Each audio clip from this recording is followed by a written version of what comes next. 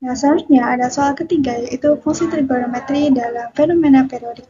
Nah, suhu udara di suatu kota mengalami pola naik turun yang teratur sepanjang hari dan dimodelkan dengan fungsi T sama dengan 5 sin pi dikali T per 12 ditambah 25.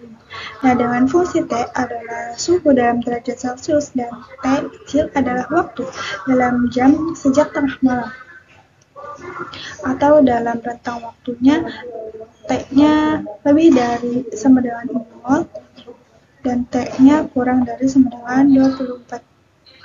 Nah, yang pertama, grafik fungsi suhu T untuk rentang waktu 0 sampai 24 jam.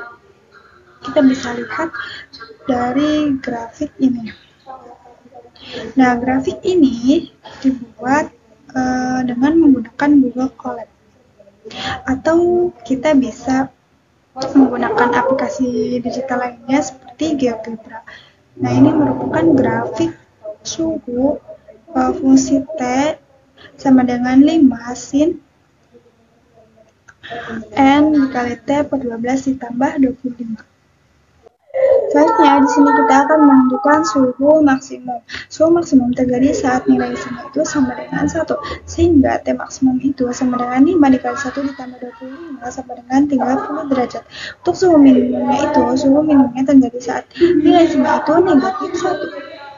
Atau minimum T minimumnya itu sama dengan 5 dikali negatif 1 ditambah 25 sama dengan 20 derajat, sehingga suhu maksimum yaitu terjadi pada saat suhunya 30 derajat Celcius dan suhu minimumnya itu terjadi pada saat suhunya 20 derajat Celcius. Nah, kemudian untuk waktu terjadinya yaitu untuk sin yang sama dengan 1 ketika pi dikali T per 12 sama dengan pi per 2 akan sama dengan 2 dikali pi dikali T per 12 dikali pi. Di sini pi dibagi pi itu habis, sehingga ini 12 dibagi 2 itu 6. Sehingga T-nya sama dengan 6. Nah, untuk sin-nya sama dengan negatif 1 ketika pi dikali T per 12 akan sama dengan 3 dikali pi per 2 akan sama dengan 2 dikali pi dikali T per 12 dikali 3 dikali pi. Di sini pi dibagi pi habis, 2 dibagi 12 itu 6, 6 dikali 3 itu 18, sehingga T per 18, sehingga T-nya akan sama dengan 18. Nah, di sini suhu maksimumnya itu terjadi pada pukul 6 pagi, dan untuk suhu minimumnya itu terjadi pada pukul 18 sore menjelang maghrib. Nah, selanjutnya di sini kita akan menentukan amplitudo. Amplitudo itu sama dengan mutlak A atau mutlak 5 sama dengan 5. Ini berarti bahwa suhu berfluktuasi naik 5 derajat Celcius dan turun 5 derajat Celcius dari rata-rata. Selanjutnya untuk periode.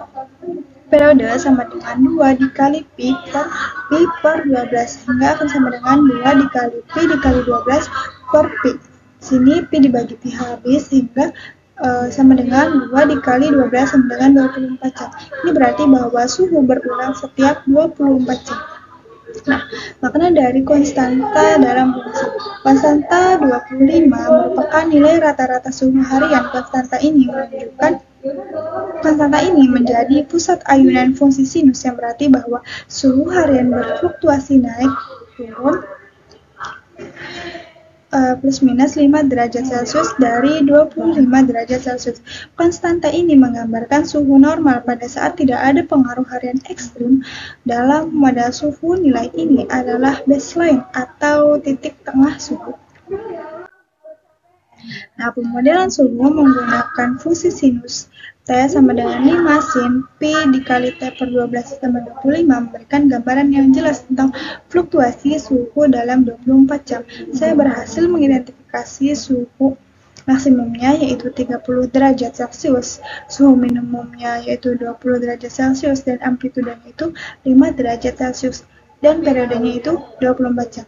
Namun, penjelasan tentang konstanta pi per 12 bisa diperdalam dengan menunjukkan hubungan dengan periode fungsi. Nah, tantangan terbesar adalah memastikan siswa memahami mengapa fungsi sinus dipilih untuk memodelkan perubahan suhu. Nah, untuk mengatasinya, saya merefleksikan perlunya menggunakan analogi seperti gelombang atau fenomena alam lainnya. Strategi mengajar yang efektif adalah dengan meminta siswa mengumpulkan data suhu nyata dan membandingkannya dengan model matematika, sehingga mereka dapat melihat langsung aplikasi konsep dalam dunia nyata. Melalui pengerjaan ketiga soal ini, saya semakin memahami pentingnya pendekatan multimodal dalam pembelajaran trigonometri yang menggabungkan visualisasi, perhitungan, dan konteks nyata. Tantangan utama adalah memastikan siswa tidak hanya menghafal rumus, tetapi juga memahami konsep di baliknya.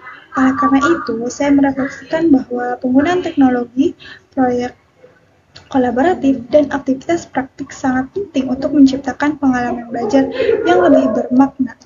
Selain itu, umpan balik konstruktif terhadap pekerjaan siswa seperti yang saya lakukan pada jawaban ini dapat membantu mereka mengidentifikasi kesalahan dan memperdalam pemahaman mereka. Nah, dengan demikian, pembelajaran matematika menjadi lebih relevan dan menarik bagi siswa SMA. Mungkin cukup sekian dari saya, kurang dan kurangnya mohon maaf. Wassalamualaikum warahmatullahi wabarakatuh.